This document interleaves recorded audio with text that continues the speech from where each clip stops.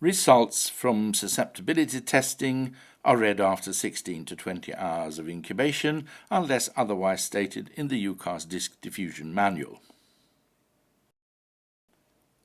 A correct inoculum and satisfactorily streaked plates should result in a confluent lawn of growth evenly distributed over the plate. If growth is semi-confluent or individual colonies can be seen, the inoculum is too light and the test should be repeated. Sown edges should be read at the point of complete inhibition of growth as judged by the naked eye, with a plate held about 30 cm from the eye. Measure inhibition sown diameters to the nearest millimetre with a ruler or a caliper.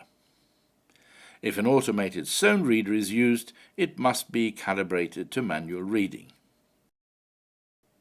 When reading sown diameters, plates should be illuminated with reflected light.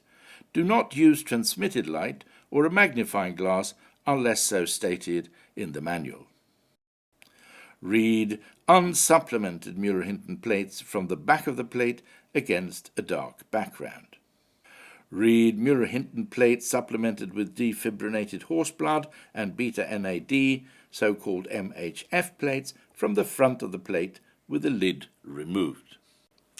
In case of double sows or distinct colonies within zones, check for purity and repeat the test if necessary. If cultures are pure, colonies within zones should be taken into account when measuring the diameter. If sown edges are fuzzy, follow the standard instructions, namely, hold the plate about 30 cm from the eye and estimate the sown edge. Do not hold the plate up to the light and do not use a magnifying glass. For Proteus species, ignore swarming when reading inhibition sown diameters. For hemolytic organisms, read inhibition of growth and not inhibition of hemolysis. Beta hemolysis is usually free from growth, whereas there is often growth within areas of alpha hemolysis.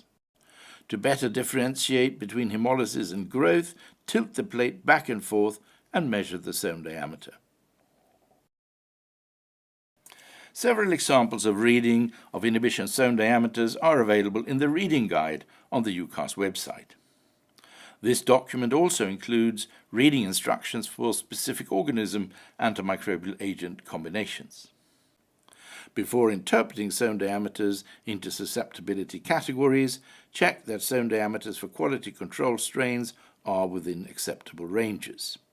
The recommended criteria are available in the UCAS QC tables on the website. Measured sown diameters are interpreted into S, I, and R according to the current UCAS breakpoint tables.